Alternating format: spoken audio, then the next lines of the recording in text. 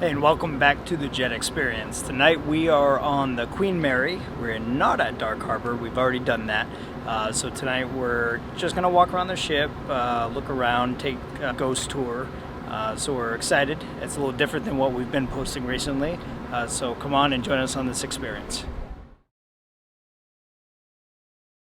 Now, I have two main approaches to the tour.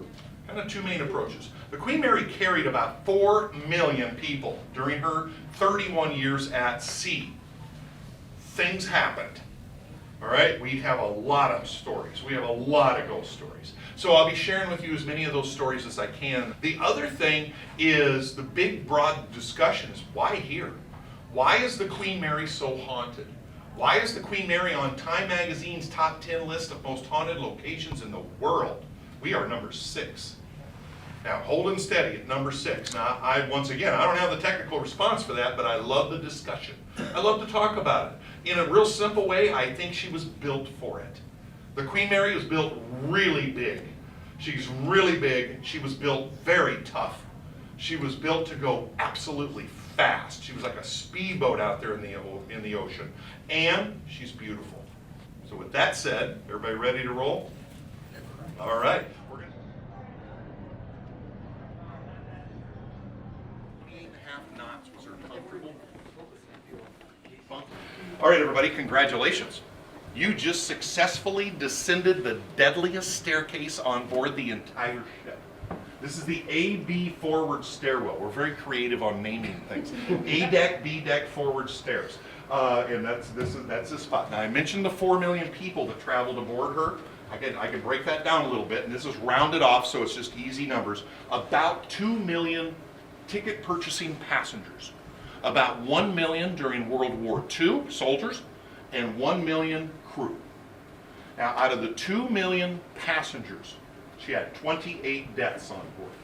2 of those deaths occurred right here. 2 deaths occurred right here. Now, they are separated by some time, however, we do believe that they are related. The first death occurred here September 3rd of 1947. A second-class passenger by the name of Mr. Seichel. Mr. Seichel was heading up these stairs. He got up near the top. In the report, the witness reports, it talked about how he wobbled. Now, to me, that means your knees. You know, he like his balance. He got wobbly up there. I don't know what he'd been doing beforehand, and have no idea. But he got to wobbling, and all of a sudden, he fell backwards. He fell backwards. I imagine that first moment or so, he was trying to grab a hold of something, but he missed. Everything was done. Down he came. Tumble, tumble, tumble. Tumble, tumble. Wham.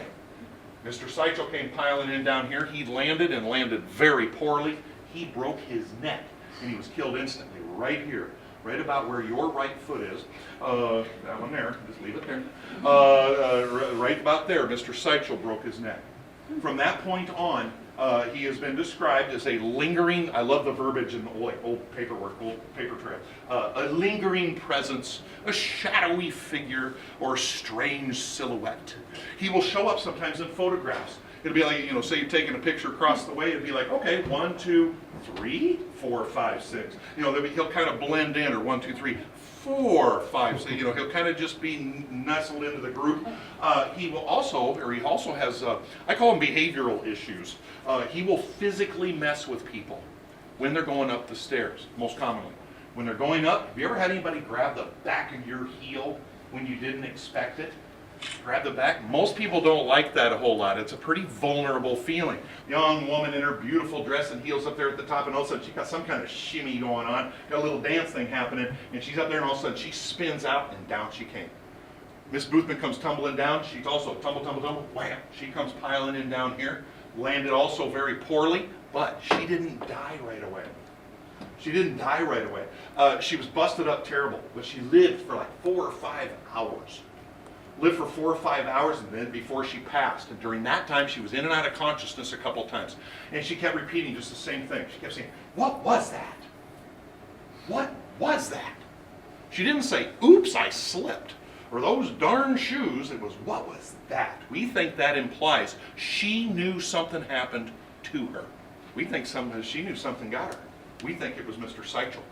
We think Mr. Seichel was chasing her up those stairs, playing with those heels, and the heels probably didn't help, but he was up pursuing her up those stairs like that, got up near the top, and he got her, spun her out, and down she came. The 1 day difference, we think there's a really good chance that she actually fell on the same date that he did. We think there's a good chance of it. This was not the digital age. We think there's a good chance she fell on the 3rd, just like he did, but she didn't die right away, so that put it past it, moved it into the 4th. Or they didn't do any paperwork on all this until probably 3 crew shifts later, to when finally somebody was going to have to do all the paperwork, and they sat down and they just kind of bundled it all on the date of her death. I love this door. Follow me right this way.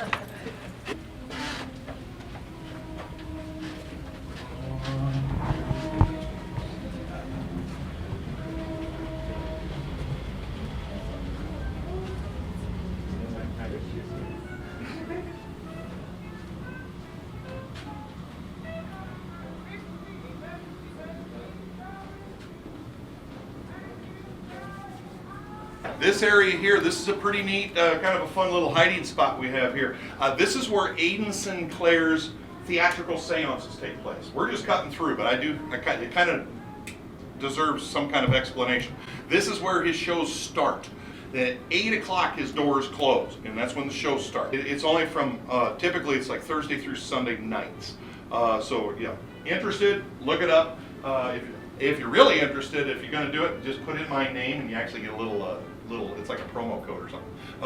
It's QM Cody, or Cody QM, one of the two. All right, everybody, we are now down here on our deck. We are right outside of the first class swimming pool right here. This is a very intriguing story. Here's how this works. And I have to start with just kind of it almost feels like a disclaimer. Listen to this carefully. We have no record of anything happening in that room during her civilian years at sea. No paper trail, no documentation, no paperwork of any kind. There's no record of anything during her civilian years at sea. Keep that in mind. I'll come back to that. When the Queen Mary arrived here in Long Beach on December 9, 1967, workers came on board immediately to start work, to get her ready to open up to the public. It took about 3.5 years. It took up until April, May of 1971. And during that time, we call this the conversion time or conversion period. And they had to rewire the entire ship. Go from 225 UK standard wiring to 110 US standard. Little things like that. I don't know if you've ever pulled wires through walls before, but it's a little frustrating. I can't even imagine doing an entire ship of that kind of a scale. We also had to expand sprinkler systems, expand the air conditioning, things like that. It was a big 3.5 years. Almost immediately, those workers that were coming on board, they were telling their supervisors, the foremen, their bosses, they're telling them, they're saying, look, somebody is bringing their little girl to work. They're bringing their little girl to work and they're putting her in here and they're leaving her. And they're like, that is going to end poorly. It's going to end poorly. That swimming pool is nearly 14 feet deep on the deep end and a little over 6 feet on the shallow end. This is old school. You young ones don't know. There was a time when you learned how to jump into a pool, back when they were deep. Not like today, where back down the stairs, both hands on the rails. You did none of that back in the day. They threw you in to learn how to do it, right? Well, they were telling their bosses, they're like, this is not going to end well. This is going to be a tragedy like that. That girl's going to end up in that water, and she's going to drown. It's going to be a bad deal. The supervisors agreed. They actually set up like checkpoints for the workers. As they were coming to the property, they would stop them, check and make sure nobody had their little kids in the car. Things like that. Nobody was bringing their kids to work. They discovered that after like a week or two. Nobody's bringing their kids. They kept hearing, those workers kept seeing and hearing a little girl running around in this room. That went on for that 3.5 years. By the time we opened to the public in April, May 1971, the stories had percolated out there in the world. Waiting in the parking lot were paranormal researchers, investigators, all their other different titles that they have, and they were waiting to come on board. And they did. One of the areas they focused on was in here. They wanted to know who this little girl was. and they went in here and looked. They were trying to get some kind of an audio response. They had all their 1970s equipment back when it was cool. 1970s equipment, the needles were still hopping sideways, that kind of stuff. Really cool stuff. But they also had with them, I call it the Book of Names. Kind of just a list of every name that anybody's ever thought up, probably. And they were going down the list, trying to get some kind of interaction. They were going through all those names, and it was quiet, it was silent, it was quiet, it was silent, until they said the name Jackie. When they said the name Jackie, everything changed. She turned on. She lit up, and she started talking. She started asking questions. She has three kind of core questions. She'll say, do you want to play games? Do you want to sing songs, or do you want to play hide and seek? And then I have a daughter. I know the pattern. It starts out all cute and cuddly. Like, do you want to play games? She's all cute and cuddly. But after a while, just like any of us, she gets kind of tired, gets frustrated. And after a while, it's not, do you want to play games? It's, why aren't you playing with me? She'll get upset. And then she'll get real quiet. I call that snack and nap time. It helps me. But she'll get real quiet for a while. Then she'll come back and she'll be like, do you want to sing songs? And then she's all cute and cuddly again. So she has her little pattern, kind of an emotional pattern that's going on. That's been going on for decades now. It's been going on for decades. Now remember what I said a few minutes ago. We have no record, no paper trail of anything during civilian years. We don't think anything happened during those years in this room to anybody. There is 1 year of her 31 years at sea that we do not have records. We don't have the records for one single year. We're pretty sure it's the year we need, 1946. Right at the end of the war, for that year, that first year, the Queen Mary was involved in 12 or 13 crossings. We argue about the number, but 12 or 13 crossings we call the bride crossings, or the bride and baby shuttles. Nearly 22,000 young British brides were provided transportation aboard the Queen Mary to New York City to reunite with their Canadian and American husbands that they had married during the war. Now we call them the bride and baby shuttles because they had a whole bunch of babies on board. Lots of babies, but there's more to it. It's actually quite complex. Many of those young ladies had actually been widowed early in the war. Great Britain declared war on September 3rd of 1939. The United States didn't get fully engaged until into 1942. Great Britain lost a lot of young men. A lot of those young ladies lost their husbands in those early stages of the war, and they already had kids. Many of those young ladies already had kind of an older age batch of kids, and then they had ended up and got married at some point to American or Canadian, had another. But we think that's where our little Jackie comes from. When they said that name, Jackie, we think that's where little Jackie comes from in here. We think she's the older daughter of a war bride.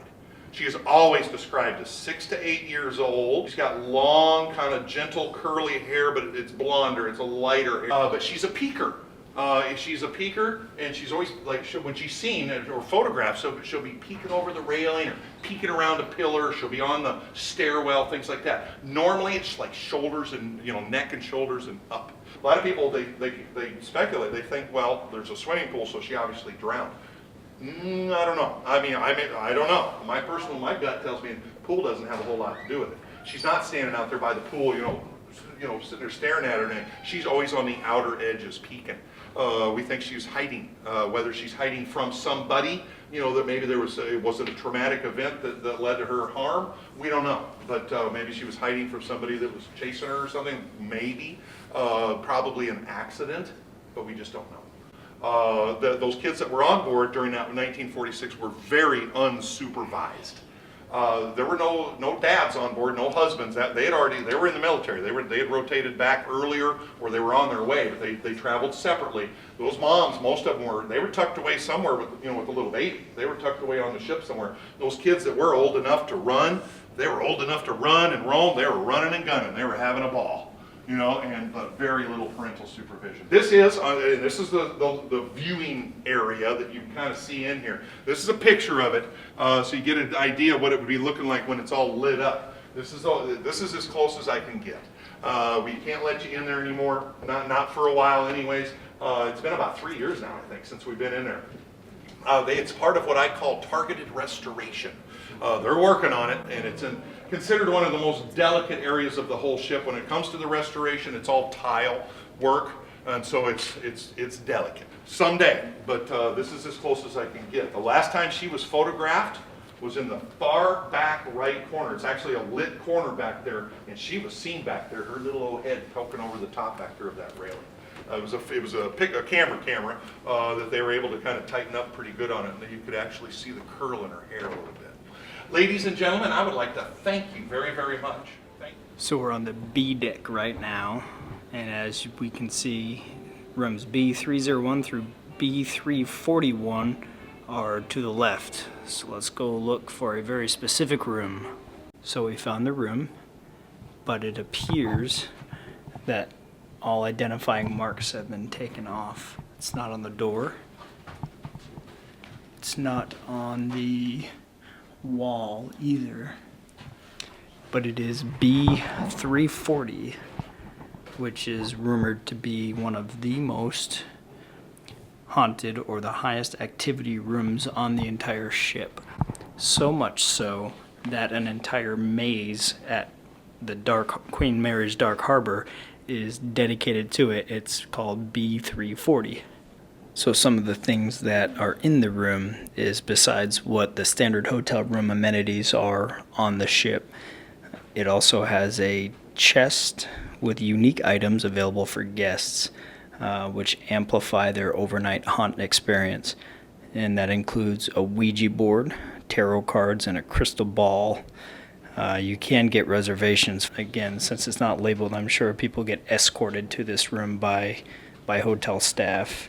And it starts at $500 a night. So that's going to do it for our night on the Queen Mary. Again, not at Dark Harbor. We love the ship. We come here often. They have started charging for admission onto the ship itself, but that's just probably to help ramp up our revenue for renovations, because it is an old ship, 1930s, so about 80 years old. So it's, you know, always in need of repairs. So as we saw on the tour, you know, we took several pictures of areas, kind of hotspots that he was talking about. So once we review the pictures, if we found any, you would have already seen it because we would have put them earlier in the video. But if we put up some pictures or some of the video that anybody else sees anything that we didn't see, please feel free to leave a comment below and let us know what you see. Or as well, share your comments and your experiences of the Queen Mary or other type ships. Little word of caution when I was going over what is in B340 for people's experiences.